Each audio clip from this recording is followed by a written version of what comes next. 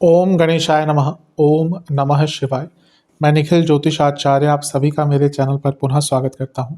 आशा करता हूं कि आप सभी स्वस्थ होंगे। महादेव की कृपा आप सभी पर सदैव बनी रहे। ये वीडियो कर्क यानी कि कैंसर के लिए बहुत विशेष है, क्योंकि वीडियो है आने वाले सप्ताह यानी कि 17 से 23 मार्च 2025 के साप्ताहिक राशिफल के बारे में। कैसा रहेगा आने वाला सप्ताह कर्क के लिए, कैंसर वालों के लिए। मेरा जो साप्ताहिक राशिफल होता है एक तो सामान्य आधार पर होता है, और वो प्रमुखतः चंद्रमा और उनके गोचर पर आधारित होता है। चंद्रमा एक ऐसे विशेष ग्रह हैं जो बहुत तेज गति से भागते हैं और 2.25 से 2.5 दिन में अपनी राशि बदल लेते हैं। तो स्वाभाविक है कि पूरा हफ्ता जो कि 7 दिन का होता है उसमें चंद्रमा का गोचर कई बार होगा। चंद्रमा मन के कारक भी है और उनकी विशेषता ये भी है कि वह जिस भाव में जाते हैं उसको एक्टिवेट कर देते हैं। इसीलिए throughout the week day to day activities पर उनका प्रभाव बहुत होता है। अगर आप भी देखें तो पूरे हफ्ते में हमारा जो बर्ताव है, व्यवहार है, मन है, सोचने का तरीका है, बहुत बदलता है और उसके पीछे कहीं ना कहीं चंद्रमा का प्रभाव, इम्पैक्ट बहुत ज़्यादा होता है। तो इसी प्रभाव को समझने के लिए, ज्योतिष के माध्यम से थोड़ी आने वाले सप्ताह की गाइडेंस प्राप्त करने के लिए ये साप्ताहिक राशिफल अति विशेष होता है। यदि आपकी लग्न राशि या चंद्र राशि कर्क है, दोनों ही गाइडेंस के लिए इस राशिफल को देख सकते हैं। टेक्निकली अलग अलग राशिफल नहीं बन सकते, जहाँ से आपको ज़्यादा सूट करता है, रिलेट करता है, वहाँ से इसको ऑब्जर्व कीजिए। व्यक्तिगत तौर पे मेरा मानना है लग्न राशि से देखेंगे तो अच्छा, इनकेस नहीं पता तो चंद्र राशि से भी इसको देख सकते हैं। शुरू करते हैं। चंद्रमा 17 मार्च को आपके चौथे भाव यानी कि तुला में आ जाएंगे सुबह के 3 बजे, और 19 मार्च दिन के 2 बजे तक यहीं पर रहेंगे। चंद्रमा का चौथे भाव में आना मिश्रित ही माना जाता है। अच्छा देखें तो लग्न के स्वामी है, केंद्र में बैठे हैं तो राजयोग बन रहा है। प्रॉपर्टी संबंधित कार्यों में सफलता मिलेगी। यहाँ से 10वें घर को देखेंगे, करियर में सफलता मिलेगी, करियर में लाभ मिल सकता है, धन बढ़ सकता है, रिकॉग्निशन प्राप्त हो सकते हैं। 10वें से सप्तम में बैठे हैं, ये अच्छा है। केंद्र लग्न के स्वामी हैं और चौथे घर में बैठे हैं, तो एक प्रकार से भौतिक सुख समृद्धि आ सकती है। लेकिन चौथे घर के चंद्रमा मानसिक उत्पीड़न देते हैं, क्योंकि कारको भावनाशय दोष लगता है। ऊपर से केमद्रुम योग बन गया है यहाँ पर, क्योंकि चंद्रमा के साथ कोई ग्रह नहीं बैठा, राहु केतु को उसको उसमें कंसीडर नहीं करते। तो एक प्रकार से मानसिक दृष्टिकोण से, मानसिक स्वरूप से जो हफ्ते का भाग रहेगा आपके लिए शुरुआती, ये थोड़ा कष्टकारी रह सकता है। यहाँ पे बहुत पीड़ाएं, बहुत दर्द मानसिक रूप से रहेंगी। घर में कलह कलेश, इमोशनल डिस्टर्बेंसेस, ये सब आपको तंग करेगा। और रही सही कसर जो है वो गुरु से छठे में चंद्रमा चले गए उससे भी हो जाएगा। शकट योग इससे बन जाता है। तो क्या होता है, व्यक्ति बहुत ज़्यादा नेगेटिव सोचता है, पुरानी चीज़ों को सोचता है,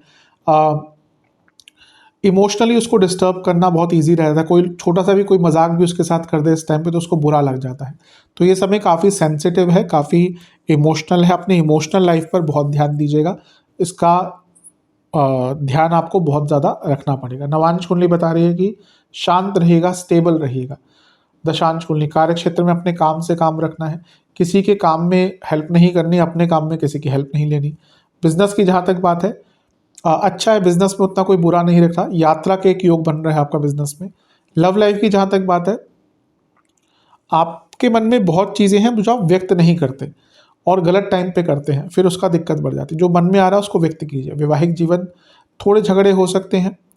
कोशिश करनी है कि अपनी बातों को भी स्पष्टता से रखें और अपने पार्टनर की बातों को भी स्पष्टता से सुने।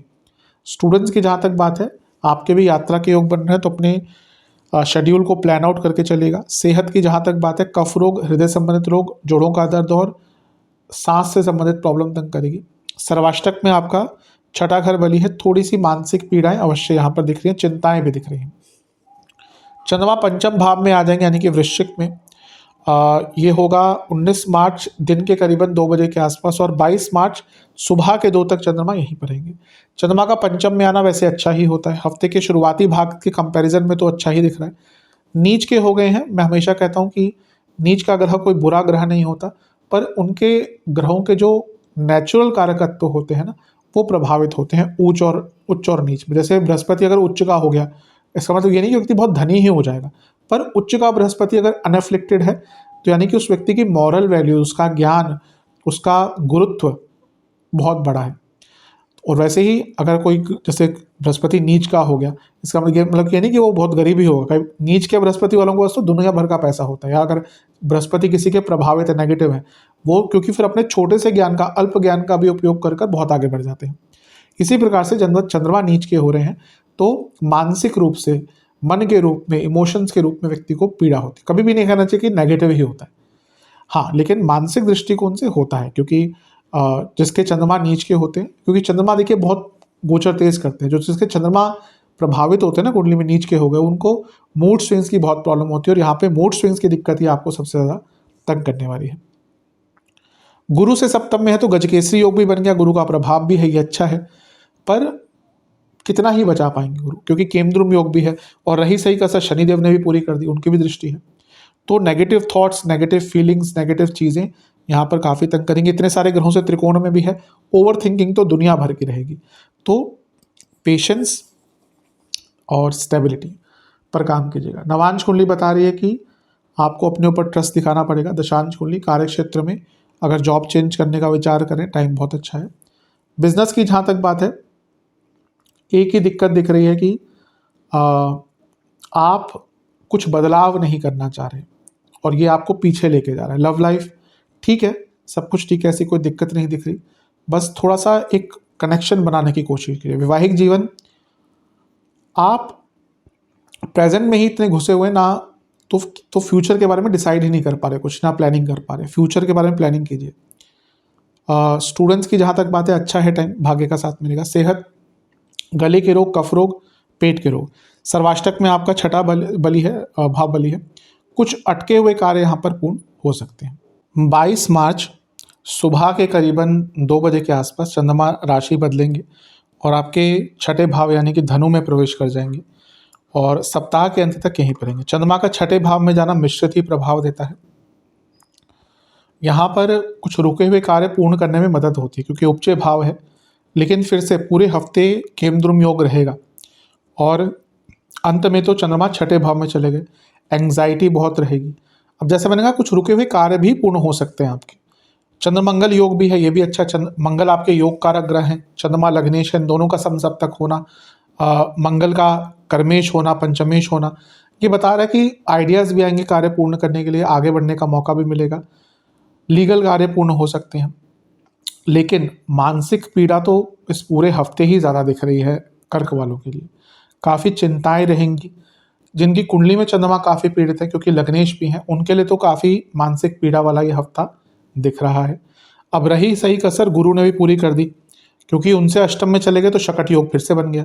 तो जहाँ फ्रस्ट्रेशन, इरिटेशन, गुस्सा ये सब ऑलरेडी दिख रहा था, वहाँ पे कार्य डिले भी होंगे, और इसलिए और प्रॉब्लम्स होगी। तो हफ्ते का अंतिम भाग भी, ये हफ्ता मानसिक दृष्टिकोण से कर्क वालों के लिए काफ़ी संवेदनशील दिख रहा है। जितना हो सके इष्ट की आराधना कीजिए। जिन भी देवी देवताओं को आप मानते हैं, जिनसे भी आपका कनेक्शन है, उनका ध्यान दीजिए। फिजिकल एक्सरसाइज और मेंटल एक्सरसाइज थोड़ी सी कीजिए, और अपनी दिनचर्या को स्टेबल रखिए, और मेरे हिसाब से शांत रहिए। जितना इस हफ्ते शांत रह सकते हैं और चीज़ों को सामान्य और सरल भाव से बिता सकते हैं, उतना आपके लिए अच्छा रहेगा। नवांश कुंडली बता रही है कि कई लोग आपको इम्पैक्ट करने की, आपको इन्फ्लुएंस करने की कोशिश करेंगे, किसी पर ज़्यादा भरोसा मत कीजिएगा। दशांश कुंडली, कार्य क्षेत्र में बॉसेस से प्रॉब्लम हो सकती है। बिजनेस की जहाँ तक बात है, आपको कुछ बदलाव लाना पड़ेंगे अपने कार्यशैली में, तभी आगे बढ़ पाएंगे। लव लाइफ, परिस्थितियों को थोड़ा सा बदलिए, आई थिंक बहुत बोरिंगनेस सी इस टाइम पे रहेगी। वैवाहिक जीवन, आप अपने लाइफ पार्टनर की रिस्पेक्ट पर ध्यान दीजिए, और अपनी भी रिस्पेक्ट पर ध्यान दीजिए। ऐसा लग रहा है कहीं ना कहीं सेल्फ रिस्पेक्ट दोनों की ही कॉम्प्रोमाइज़ हो रही है। स्टूडेंट्स, आप बहुत बड़ा सोचेंगे इस टाइम पे, लेकिन वास्तविकता से दूर होकर सोचेंगे, तो थोड़ा प्रैक्टिकलिटी के पास रहेंगे तो अच्छा है। सेहत के हिसाब से, सेहत के दृष्टिकोण से आपको नसों के रोग, इंडाइजेशन, एंग्जाइटी और इन्फ्लेमेशन तंग करेगी। सर्वाष्टक में आपका छठा भाव अत्यंत बली है, बहुत व्यर्थ की चिंताएं आपको रहेंगी इस पूरे ही हफ्ते। तो कर्क वालों को मैं यही कहूँगा कि ये हफ्ता थोड़ा सा कष्ट ज़्यादा दिख रहा है मानसिक दृष्टिकोण से। सबसे पहले तो महामृत्युंजय मंत्र का 108 बार जाप कीजिएगा, और महादेव का गंगा जल और दूध मिलाकर अभिषेक भी कीजिएगा। उपाय के स्वरूप में इसका बहुत अच्छा लाभ आपको प्राप्त होगा। आशा करता हूँ कि वीडियो आपके काम आएगी। चैनल पर नए हैं, सब्सक्राइब कीजिए, वीडियो को लाइक कीजिए। मिलता हूँ अगली वीडियो में, तब तक के लिए ओम नमः शिवाय।